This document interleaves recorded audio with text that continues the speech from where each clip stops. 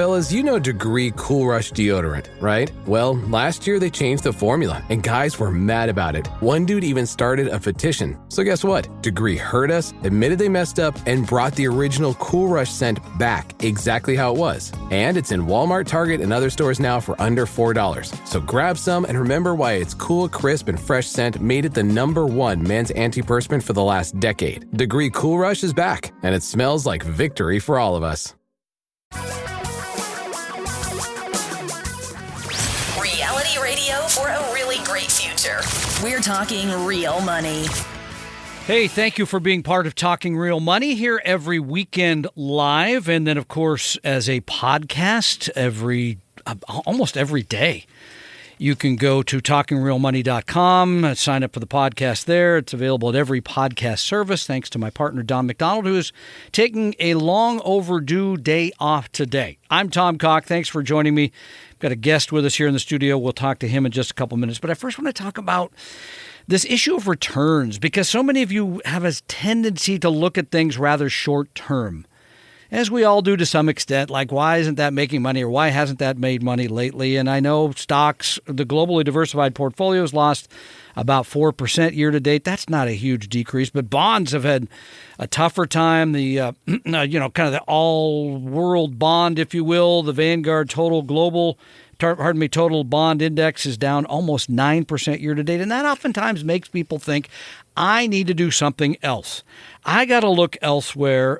Even mutual fund managers, active fund managers, their average exposure to stocks is about 30% higher than it was a year ago, because they're trying to figure out where to make money. And many of you are looking at those alternatives.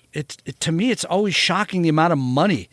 Alternative closed-end funds at the end of 2021, almost $100 billion. That's up about $50 billion from the year before. In other words, a doubling in things like the stuff that makes me nervous: private equity, private debt, hedge funds, non-traded REITs, that's real estate investment trusts. Those are fashionable now. People are putting money in, and they're paying on average 1.5% a year to be in those funds. These are illiquid. These are things that are not traded. These are things where you can't get your money when you might need it. And I don't know that this is going to help you. In fact, the track record is that it probably won't end up well, but you're putting money there because you feel like I haven't made money in other places. But into the future, who knows? There's many people. Our own planning software suggests that returns of stocks and bonds will be less over the next 25 or 30 years. There are other people that look at all of this that sort of say, yeah, the reality is you're going to make less by being an investor in stocks and bonds for a long period of time. Nobody knows, by the way. I don't care who's writing that. They do not know. But what can you do? Well, here are the things I think you can. There's one easy one, especially if you're still working. You can save more and spend less. Hey, that's pretty easy. And doesn't require knowing the future, right? Number two, I think avoiding sort of the illiquid things, the things that could get you into trouble, and those would include cryptocurrency that look like it's going to be great returns in the long haul, which nobody knows. You know, we're not believers in crypto. You could build a retirement plan that includes lower long-term returns, not just looking at the historical. As I mentioned, our planning software looks at the future and says it'll be less. They could be wrong, but wouldn't it be better to plan for less and make more? Sure. Here's a couple more for retirement. We already talked to someone today about their Social Security benefit.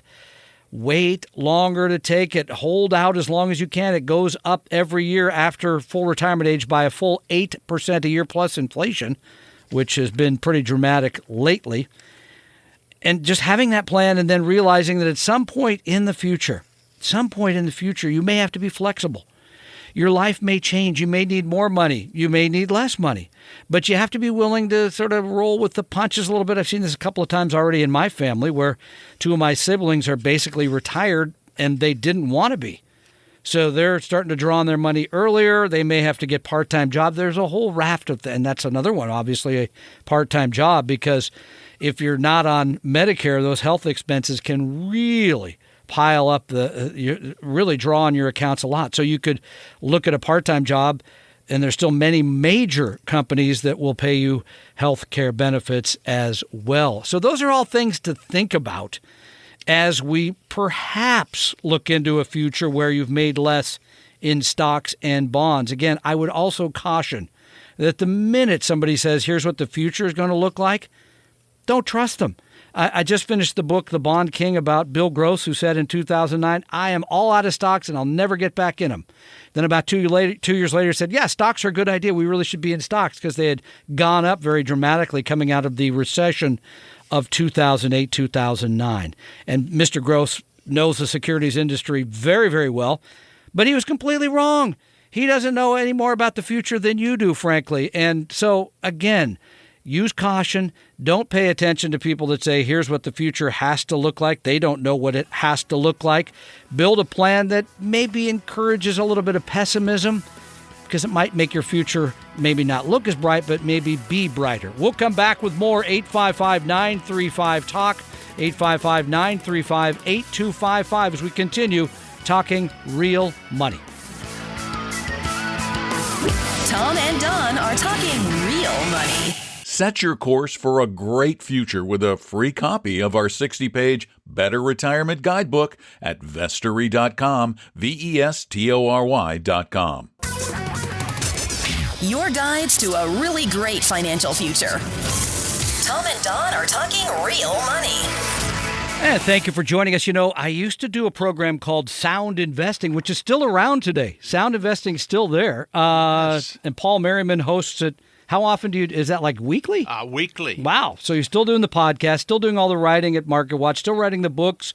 The latest is We're Talking Millions, 12 Simple Ways to Recharge Your Retirement.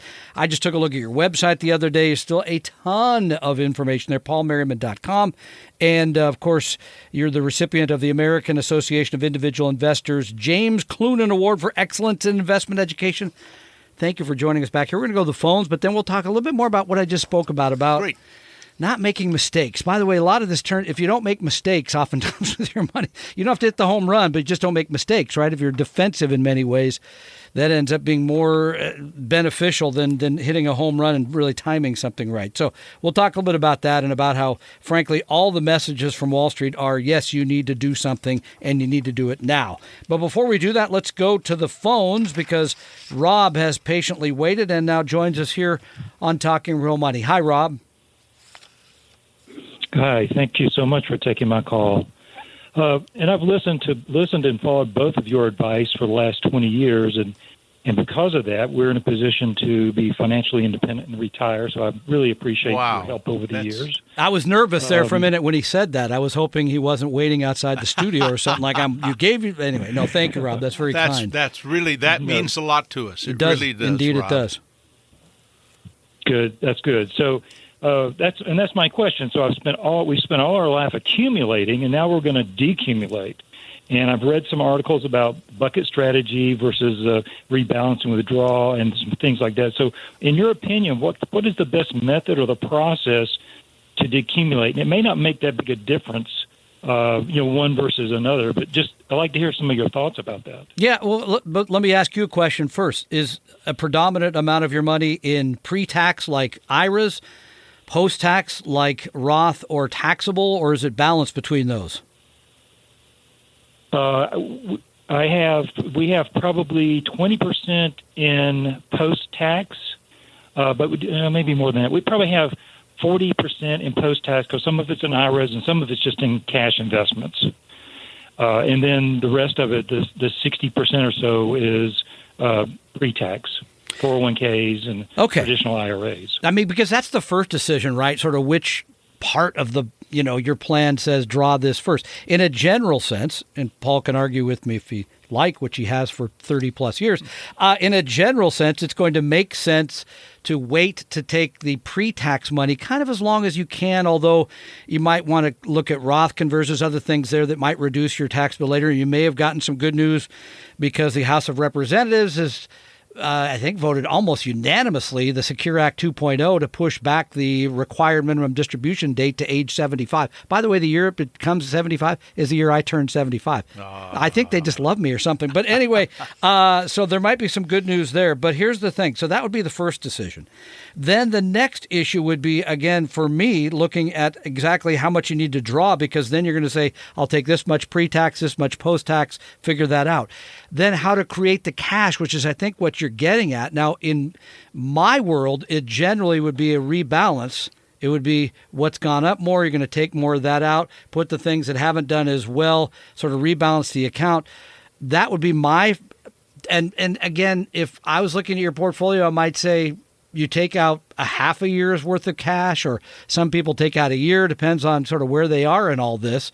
But what's your take on that, Paul, in terms of how to create cash in retirement? Well, I think the big decision that I think a lot of investors have is how much to take out. And there's the fixed strategies, and then there's the variable or flexible strategies. And Rob, if you're familiar with all of those tables that we have, and there are a lot on the website. Let me tell you, I went through them last couple of days, so good for you. They are there to help people make decisions. And so that is the big thing is. But let's just stop you right there. So you're talking about either a strategy where you have a fixed amount. You're saying, I'll take out $40,000 a year and I increase it every year for inflation. That's one way. Yep. Or saying, if I have a good year, I'm taking out 5% of the portfolio value. Have a good year, we're off to Hawaii. Have a bad year, we go to Wild Waves in Kent or something. Something. There's a difference there. Well, and you have to have oversaved generally in order to be able to use the flexible strategy. Okay, good to hear. The people who are wanting to retire as soon as they possibly can oftentimes need to go the fixed strategy because they have not oversaved. But then as far as how to take the money out, my wife and I take the money out the first week of each year. That is not the I know when to drop by now, so good. Okay, right. Good. That is not the most efficient way to do it because, in theory, you're going to do better because the market generally goes up if you wait and did that on a monthly basis. That is too emotional for me. That's a lot of work, too. Well, it's more work, but I start not wanting to take the money out if the market is going down. I want to try to put that off. Has gone down. Yeah, all right. And so that's a compromise that we have made. I love the approach of a balanced portfolio, and like Tom said, first thing you do is where you're out of balance, you take that money first. And then to the extent that you need to, you would take it equally out of the fixed income and the equity. It means you have one account, not many, which a lot of bucket people have many accounts. Yep. And it allows the market, which is going to go up and down, and it makes life, I think, more balanced in terms of giving you the cash flow that you need. On the other hand, a lot of people, what they do is they use that kind of a strategy, but they have 2 years worth of income sitting there that they are going to take the money out of the first year, and at the end of that year, they take money out of the pool, put it in there, so they have 2 years again. They never dip into that other part. It's there for some kind of a catastrophic event. I mean, here's always my struggle with that. If you looked at my portfolio, it's all in stocks or bonds. I really don't have cash because even the few $1,000s I have in cash, I think right now is earning 0.7 or something. It's not making, and that's in a high yield savings account, not even at Bank of America where I know it's making 0.06 or something. So that's the trade-off, right? So Rob, does that help? Because we're just about out of time here. No, that's great. And fortunately we have oversaved. Bravo. Following your advice, done really well. So really appreciate that discussion. Thank you. Have a great retirement. Yeah, that's good for you, and that we're happy to hear that. And by the way, when we come back, we'll talk about all the work you do with financial literacy, because that award I mentioned in passing is a huge deal. You still have the website. As I said, you're still speaking. You're coming to Retire Meet. We'll talk a little bit about what you're going to talk about at Retire Meet. Great. And all of the education work that you continue to do through the podcast, the website, all of those places that are filled with tons of great information that should help any investor. We'll take your questions and calls as well, 855-935-TALK, as we continue talking real money. Tom and Don are talking real money. A second opinion could save your life either physically or fiscally. Let one of our Vestory advisors help you save your future at Vestory.com, Vestory.com. For your real life and real future, Tom and Don are talking real money. Welcome back to Talking Real Money. We'd love to hear from you. 855-935-TALK. That's 855-935-8255. My guest today, Paul Merriman, Don McDonald on vacation. I mentioned in passing that great award you got from AAII. But here's the thing. You still go out on the road and talk to people. You're very kindly showing up at Retire Meet 2022, which is coming up Saturday, May 14th. Yes, you can do it online, but it's going to be way more interesting, I think, to come and see everybody because we haven't seen you. And we haven't seen a lot of the speakers in a couple of years due to COVID. So get online, sign up for Retire Meet. Retire Meet coming up, as I said, the 14th of May. It's still relatively inexpensive. What in the world are you going to be telling people that day? Well, I've got a half an hour, thank you very much. I know you're so mad about that. The introduction will go 30 seconds. How about that? That's Boom. it. Good. All I right. like that. I figured. I want to talk about small cap value. I want to show people information that they probably haven't seen before because a lot of it we've never shown before, and how to put small cap value, even if it's only a very small part of your portfolio. Even 10% can make a real difference over a lifetime. And we know most people don't own it. I know. I mean, I look at most portfolios, either they don't own it in their 401k or they've self-managed and just been, well, I'm just in the S&P 500 and then in bonds. You're missing out on some, well, what has been pretty big returns, right? Well, it's not only the big returns, but the fact is when you combine it with the S&P 500, the risk goes down. Because these are not going up and down together. That is exactly right. And in fact, if you looked, I'm not going to get into the speech. I'm sorry. I almost looked. Okay, but I'll tell you what, I driving over here this morning on the ferry, I'm thinking about how good you have been for our work, because all we want to do is educate people. We're not advisors. Yep. We're not selling anything. It's all just education. I am going to bring a box of books. Oh, I was hoping it was money.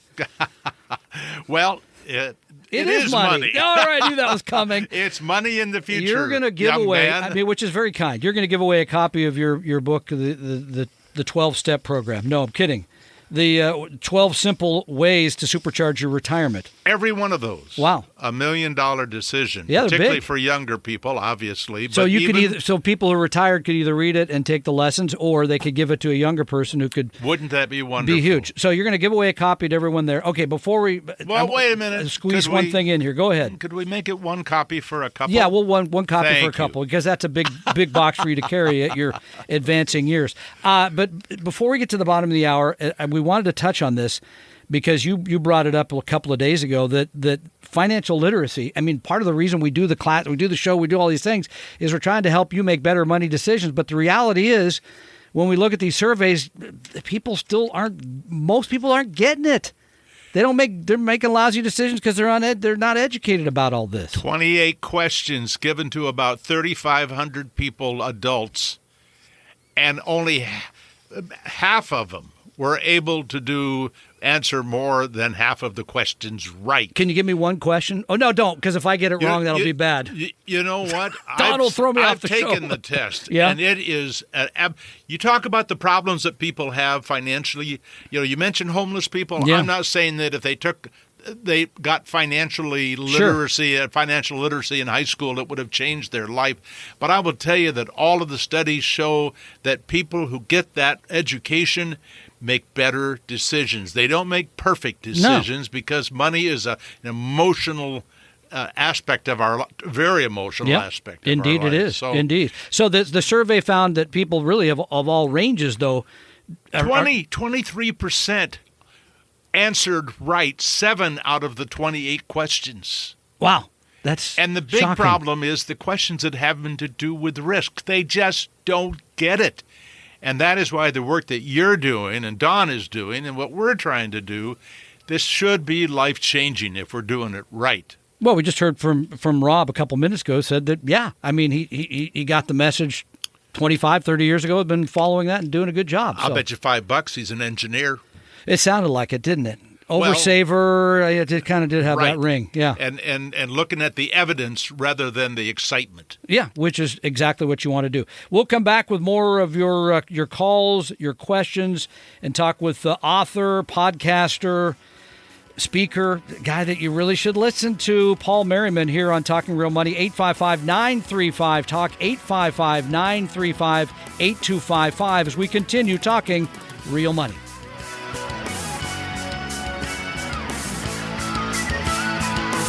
Tom and Don are talking real money. Tom and I created Vestory to help everyone become a better investor, even those who will never be clients. Let one of our advisors help you start your financial plan or solve a money problem free with no obligation or high-pressure sales pitch at Vestory.com, Vestory.com.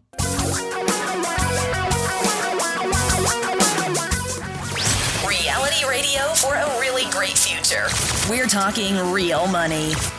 Thank you for joining us here on Talking Real Money, live every Saturday to help you deal with what can be a troublesome topic. Paul just mentioned that still education around all this. Maybe hopefully we get a little time to talk about all the work that you've done, both through speaking to adults, but speaking to younger people about their money at Western Washington University, et cetera.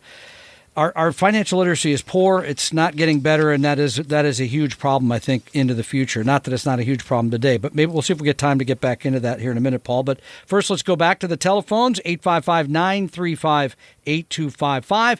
Alex joins us here on Talking Real Money. Hi, Alex. Hello, and thanks for taking my call. A question about ETFs. I know that you guys are recommending ETFs for tax reasons. And I'm wondering if it's okay to use ETFs also in 401k or tax-deferred account, or it's only for taxable accounts? That's a great question. An exchange-traded fund is mutual fund-like in that it holds a basket of securities, whether that basket be stocks or bonds. So they're very similar.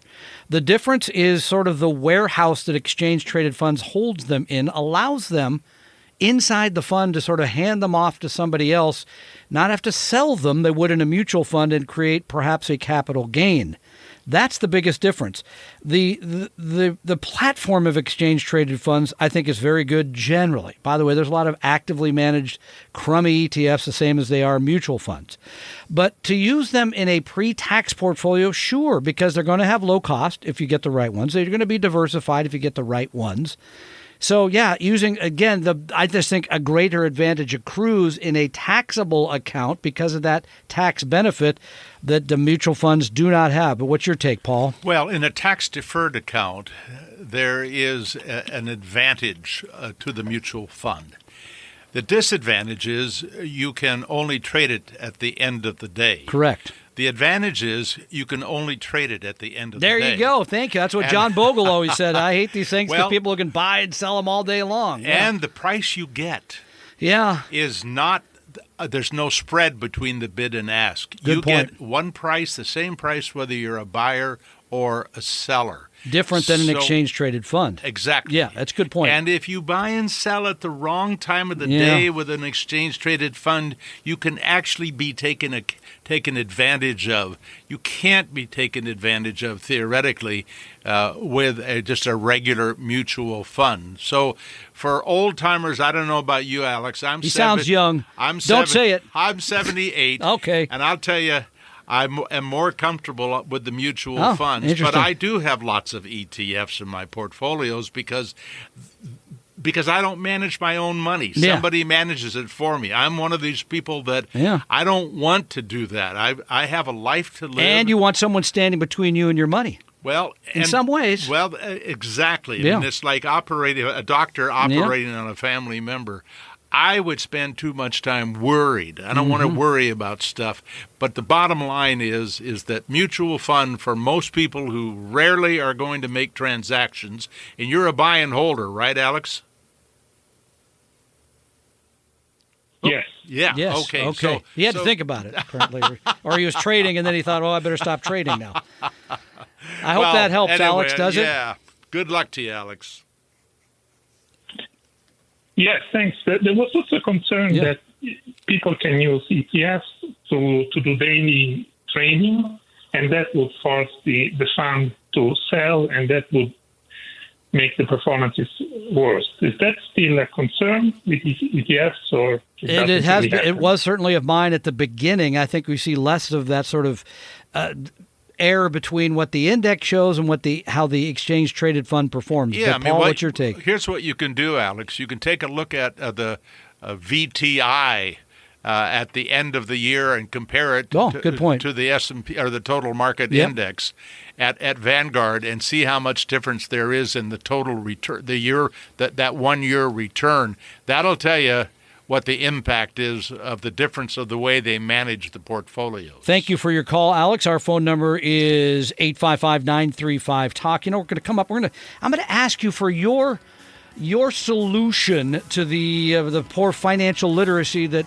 America sort of has and doesn't seem to get a whole lot better. So we'll take that up and your questions and calls. Again, 855-935-8255 as we're talking real money.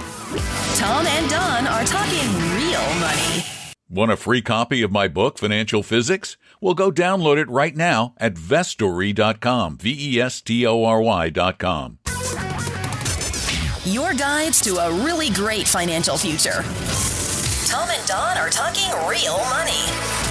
With Easter coming up, this has been a very exciting show. No? Okay, that was bad. Man, I get it. Yeah. They never get better. I know, that's the thing, and I don't have Don here to pick on because he's more brutal than you are because you're just a nicer person, I think, than he is. So that goes without saying. 855-935-8255. Okay, so before we go back to the phones, what can we do to I know you're doing it. I'd like to think I'm doing it in a little tiny part of the world. Yours is a lot bigger than mine. But what can we do to help America be more financially literate? Let's put it that way. Well, let's start at as early a age as we can. Start teaching. Right now, there is a movement afoot. A man by the name of Tim Ranzetta from Next Generation Personal Finance is working on getting, along with a lot of other people, by the way, 6 months, a semester of personal finance guaranteed, or let's call it required, to graduate from high school. The stock picking contest. Well, very little of that anymore. Very little of it. It's changing. He doesn't focus on that at all. Okay. His curriculum is terrific and it's free. And so get it into the high schools is what you're saying. In 2018, 1 in 6 students nationally had that. It's now 1 in 3 students, so we start there. I'm working at Western Washington University. Yes, you are. I've been sponsoring a class there since 2013. I'll be up there next month teaching 2 hours to the class, and then I'm going to speak an hour and a half to the graduating seniors. Wow, good for you. And by the way, I think in my mind, that's the place, because you're finished with college, you're getting ready to head out into the world. What are those 5-10 things you've got to know to get it right for the future? By the way, one of them, to me, it's a no-brainer. First job, 15% of the salary goes into a retirement plan, and the rest of because if you do that from age 23 and do it right, it's over. You're in good shape. So anyway, thank you, Paul, for that. Let's go back to the telephones, and Sarah joins us here on Talking Real Money. Hi, Sarah. Hi, how are you? Good. I had a question about capital gains taxes. Yes, ma'am. So I have a rental property that we're actually renting to family, and we're not making any money off of it each month. And, with the housing market the way it is, it's looking like if I were to sell that rental property, I would make about $190,000. And I'm wondering if I take that profit and use it to pay off my primary residence, do I still have to pay capital gains taxes, or is there a different place I should put it? The fact of the matter is, if you sell something and you have a gain of that amount, you're going to pay tax on it, capital gains tax. If you took it and did what they call a 1031 exchange, a like property exchange of some kind, you could avoid it that way. But otherwise, yes, you're going to pay capital gains tax. And by the way, what's the interest rate on your home loan? It's about 2.1%. I think you'd be making a tragic error to pay down your home loan at 2 point whatever percent. My take would be with that $190,000 to invest that in a way for growth for the future, because that 2 point, it's so cheap of money. I hate to see people pay that down. What's your take, Paul? Well, I'm not a financial planner. I'm an investment guy. And so I would look at it probably differently than you might. And first of all, she's getting out of this a business that she found out wasn't as profitable and as easy as she thought it was going to be. I think I'm guessing here. The other part is how much risk tolerance that you have. And if you have low risk tolerance, if you're going to put it in something else that when it goes down, I mean, a lot of people now are questioning, gee, should I have gotten into the market? Because the market is down 5% or 10%. Yeah, depending. And so, the big decision is to find out who you really are as an investor, I think, before you decide whether to tie that money up, because you're going to tie it up if you pay off your mortgage. But a financial planner, I'm not. That's what you do. That's a fair point. And by the way, the only other way I know to avoid capital gains, there are things like opportunity zones and other investment. You could take some of that money and invest it in. I don't favor those things for a variety of reasons, liquidity and the length you have to keep the money in there to avoid. So, I mean, to me, those always feel like the tax tail wagging the dog, if you will. In other words, you're doing something simply to avoid taxes. You made $200,000, pay the tax on it. Depending on your tax rate, it's going to be 15%, which is still pretty low looking back over time, how high taxes have been. So I would pay the tax and get on with my life. I hope that helps. Yes, thank you so much. Thank you. Paul, quick question for you before we run out of time. I know it came up in both of our lives here recently because you just did an interview with the author of a book called Sustainable Investing. I read the same book last week on vacation. And, it shocks me that when you read these numbers, according to Larry Swedroe, that a third of the money managed today is managed to environment, social, or governance standards, if you will. But what's your take on ESG investing after talking to the author, Larry Swedroe? Well, and I read the book too, and I loved it. I thought it's deep. I mean, you would love that book because it has like 18,000 studies in it with all these numbers. It has evidence. Wow. Okay, there you go. But here's the evidence, and I just interviewed Larry. Yeah. And had a podcast. I'm going to watch it before I do it, so I'll know what to ask him. Next week. Okay. You can see it on our website.